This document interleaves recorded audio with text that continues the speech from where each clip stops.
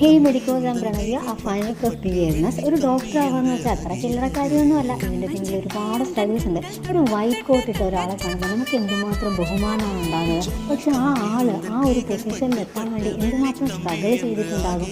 അപ്പോൾ ഞാനും ഇപ്പോൾ ആ ഒരു പാതയിലൂടെ കടന്നു പോയിക്കൊണ്ടിരിക്കുകയാണ്. Still I M library. അപ്പോൾ ഈ ലൈബ്രറി ഇരിക്കുന്നത് എന്തിനാന്ന് വെച്ചാൽ എനിക്കൊരു കേസ് എഴുതാനായിട്ടുണ്ട്. അപ്പോൾ കഴിഞ്ഞ വീഡിയോയുടെ കണ്ടിന്യൂഷനാണ് ഇതും.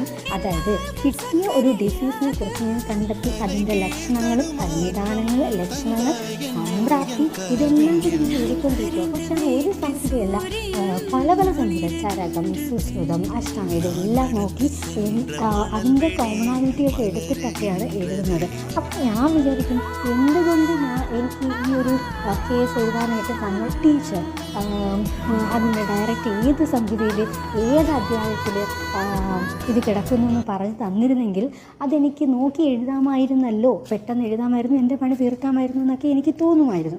പക്ഷേ ഓപ്പോസിറ്റായിട്ട് ചിന്തിക്കുമ്പോൾ, ആ ടീച്ചറിൻ്റെ ഭാഗത്തുനിന്ന് ഞാൻ ചിന്തിക്കുമ്പോൾ, അതായത് ഒരിക്കലെങ്കിലും ആ കുട്ടി ആ സംഹിതകൾ കൂടി ഒന്ന് ഗോ ത്രൂ ചെയ്യുകയാണെങ്കിൽ ഇനി ഏതെങ്കിലും ഒരു കാലത്ത് ഏതെങ്കിലും ഒരു വ്യക്തി അതിനെക്കുറിച്ച് ചോദിക്കുമ്പോൾ, അല്ലെങ്കിൽ ഒരു എൻട്രൻസ് എക്സാമിന് പ്രിപ്പയർ ചെയ്യുമ്പോൾ ഈ സെയിം ക്വസ്റ്റ്യൻ, അതായത് ഈ ഡിസീസിനെ കുറിച്ചൊരു ക്വസ്റ്റ്യൻ ചോദിക്കുകയാണെങ്കിൽ എനിക്ക് കൃത്യമായിട്ട് മറ്റൊന്നും നോക്കാതെ, അതായത് ഈ മൾട്ടിപ്പിൾ ചോയ്സ് ആകുമ്പോഴത്തേക്ക് 4 ഓപ്ഷൻസ് കാണുമല്ലോ, അതിനകത്ത് നിന്ന് കറക്റ്റായിട്ടുള്ള ഉത്തരം എനിക്ക് ചൂസ് ചെയ്യാൻ പറ്റും.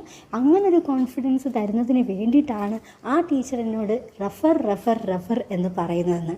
അപ്പോൾ ഞാൻ ഈ ലൈബ്രറിയിൽ നിന്ന് ഇങ്ങനെ ബോറൊന്നുമല്ല, പക്ഷേ ഇതൊരു ടാസ്ക് കിട്ടുമ്പോഴത്തേക്കും നമുക്കതൊരു ചലഞ്ചും കൂടിയാണ്. അപ്പോൾ എനിക്ക് ചലഞ്ചുകൾ ഏറ്റെടുക്കാൻ ഭയങ്കര ഇഷ്ടവുമാണ്. അപ്പോൾ ബുക്കുകൾ വായിക്കാൻ ഇഷ്ടമുള്ള ഒരാളാകുമ്പോൾ ഇതൊന്നും അത്ര ബുദ്ധിമുട്ടായിട്ട് വരത്തില്ല. അപ്പോൾ നമ്മൾ ആയുർവേദത്തെ സ്നേഹിക്കുക ആൻഡ് എൻജോയ്